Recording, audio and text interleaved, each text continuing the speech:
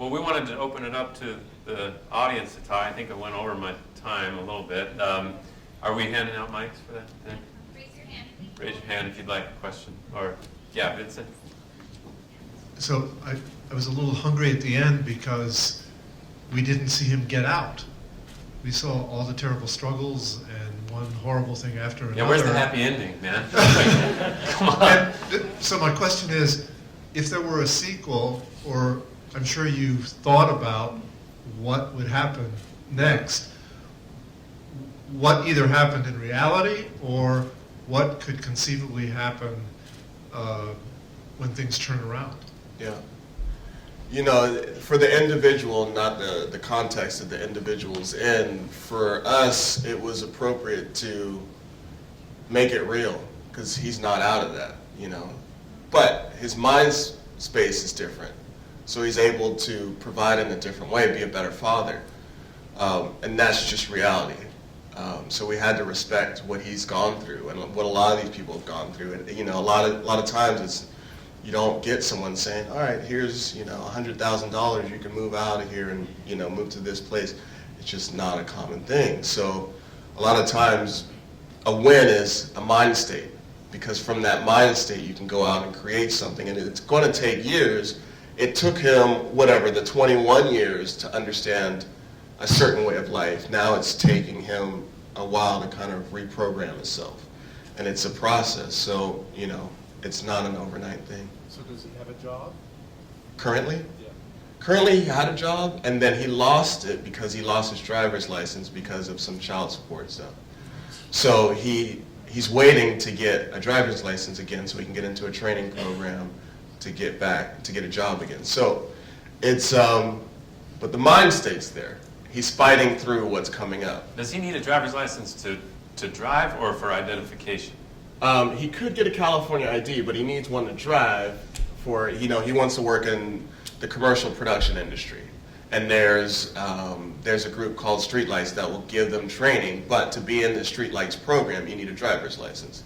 And then from there, once he's in, they'll help him get jobs and whatnot. Yeah, because I think a lot of this discussion, too, we have often in this community is like, can we provide more transportation options so that that hurdle of having a job or having a car doesn't prevent somebody from you know, building their life? Well, part of the transportation options is, you know, say you take the bus, and this goes for a lot of the younger guys. Young guys can't take the bus because there's other guys that are from different gangs that will have conflict with them when they're on public transport. So then they end up staying in the projects. And the thing is, in Watts, it was built for like there's no grocery stores, there's no businesses around there. So there's no jobs in the immediate area. So anything you want to do, you have to go to Redondo Beach or downtown, and you have to take some sort of transit. So it's hard when you're stuck in that island and you don't want to go out to where the next gang is, and you know, you got to watch your back. Another question? Yes, ma'am. I was actually very discouraged by this whole area until yesterday, when there was at least a glimmer of hope. I was visiting a local nonprofit called Dreams for Change, and one of the things they do is provide safe parking for people who are living in their cars. But another program that they're trying to get funded involves on-the-job training as well as classroom training for people to learn to operate food trucks. And one of our concerns was, well, what about, that's fine, you know, to getting funding to pay their wages even while they're in school, which of course they wouldn't have to, because they wouldn't have to pay because of on-the-job training rules. But our concern was, well, what are you going to do in terms of their housing, in terms of that they need transportation, and all these other kinds of ancillary services? And we were told that the district's attorney's office has now received considerable, it's called re-entry assistance. I hadn't heard about this before, but apparently there's a list of vendors that these recently, these re-entry people can contact, you know, even to get a haircut. It's comprehensive. And I was wondering if you know anything about this, or is this statewide? It couldn't just be San Diego-wide, I wouldn't think. I think one of the things Scott mentioned about the parole system, I know this is a little off the topic, but it's still in the same area. The parole system back in the 70s was about helping people get back into society. And now it's kind of changed where it's a lot of people that come from sheriff's office, and it's more about policing. There's less rehabilitation happening. I think that's also a good step, is the DA actively getting involved in rehabilitation and making more resources, because the thing is, when you come out now, if you went to your parole officer, you'd say, I need a job, and they'd help you find a job. Now that's not the case. Now they're about policing. So I think we definitely need a statewide change, probably a nationwide change in the parole system that could also support kind of what you're talking about. But have you heard of money being provided through the DA's office? Not necessarily, but I'm not like right on. I'm not like the politician that's going to get it all worked out. Come on. Although I'm running, sorry. Go ahead. I just happen to be aware that the DA's office did receive some money, funding. It's being distributed across several different cities across the country, but San Diego is one of those selected as a trial project. And the DA has money that they're going to use to do exactly what this lady said. But they're working with nonprofits that are working primarily in the southeast San Diego, Choice View, the concentration areas where there are a lot of gangs. And they're working specifically to help with reentry from prison and help these people get past some of these bureaucratic obstacles that stand in their way. That's fantastic. Yes, ma'am. Is there any type of fund that's going to be set up for Bambi, for real life Bambi? Yeah, are you making money on this, or you hope to? We haven't made money yet. We're about $1 million down, and he's cut into, if it ever makes money, he's going to make a percentage of that money. Yeah. Is it so? How does that work? So do you sell the film and hopefully to a distributor? We sell it, and then from there, if it does well in the box office, well enough, then I guess the rest of the team will start to recoup some of what it does. Were you tempted to fabricate a happy ending For for money? the movie, or just I for love marketability?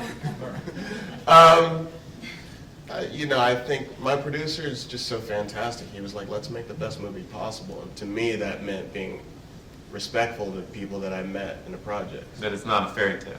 It's, actually it is a fairy tale. We wanted to show that this can happen. You can be resilient and get through this. Yeah. This, for me, is a hopeful ending. He didn't die, his son didn't die. Yeah. He's got an opportunity to go on. So that's the best case scenario in this world.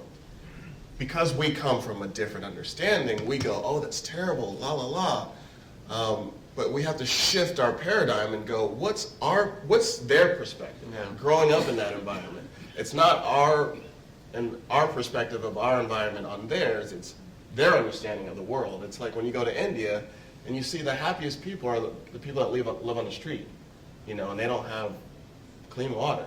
But it's just joy, and then you understand it from their perspective, and you're like, okay, I get it. We can bring that back to our culture, and we're like, wow, we got everything. You're right. I mean, he brushed with death so often.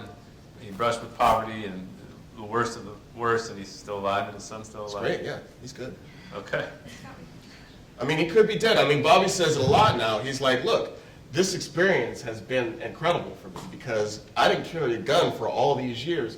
Look at all the people in my community that have gained from this. We're doing well. There's another kid that was part of the film. Shortly after we wrapped shooting the film, he got shot like 5 times and was in critical condition, pulled through it after a year, and was like ready for vengeance.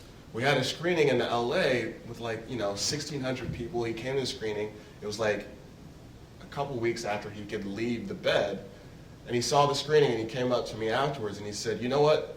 Thank you for making that. He's like, it just released a lot of the rage that I had. I don't need to go out there and do anything stupid now. Let me ask you about that, because I feel like so much of our world's problems is I mean, I've already said that, has to do with rage and young men trying to deal with that. Are there outlets you came across? Obviously you created a movie. Are there other outlets for some of this that they could, sports, Yeah. programs? Yeah. I mean, I grew up playing ice hockey, so that was perfect. Yeah. And, it just depends. There's creative outlets. There's just working hard. Yeah. There's loving your family. There's a lot of different outlets. I mean, it depends on the person. Yeah. Everyone's got their own different ways of getting over their challenges. Start back there. I've watched that law be in place for over 20 years with the taking the driver's license away for not paying child support. Is there any effort afoot to remove that? It is devastating in this community. It's true. It's devastating. Dumanis' office has implemented that for many years, and through her child support district, and I've watched. It's true. It's one thing I'm learning from Scott Budnick, the founder of ARC, the Anti-Recidivism Coalition, that also works with the San Diego Foundation, is he's going and actively changing bills, and I think that that's a good way to go and manage things. So he's getting a lot of people that have been tried as adults, juveniles that have been tried as adults, and to get them retried and make it so that juveniles can no longer be tried as adults, and helping pass that bill. And you just got to take it one bill at a time. So that's a great one. We just go out and we get an army and we go get it reversed. They have back there. Hi, I'm with Second Chance, and I just want to share, I just really enjoyed the show. Thank you so much. And I just want to share that there's a lot of exciting things happening around reentry here in San Diego.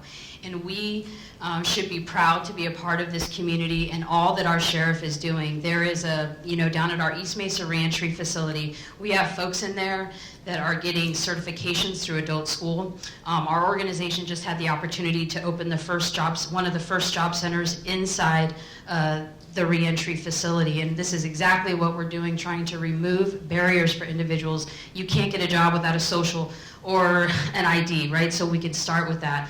The Sheriff's Department just recently is now able to get these IDs prior to release, and so the call to action is that we need more help. We need employers to hire our guys. Housing is a huge issue. So how do you look for any of these things when you have no housing, right? So I just want to thank you for what you did in your message, but I also want us to feel a little proud that San Diego is cutting edge. In fact, we have the Secretary of Department of Labor coming here to see our program actually next Tuesday, and the sheriff, and see all that we're trying to do. So thank you.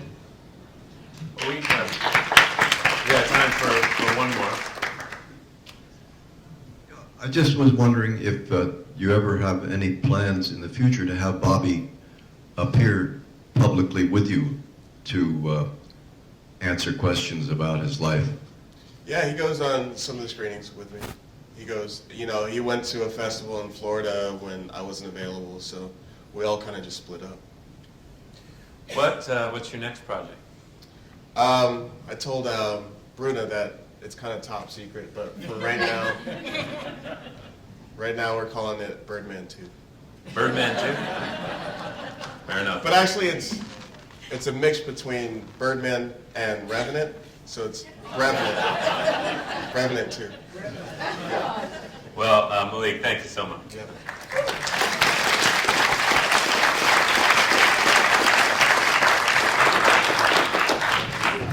And then also, if anyone wants to know about the release or anything with the film, you can see the info on our film on Facebook. It's Imperial Dreams, the movie, and that's our page. So if you liked it, you can leave some comments there. You want to share it with some of your peers, that would be wonderful. Thank you so much. Thank you to the San Diego Foundation, too. Yeah.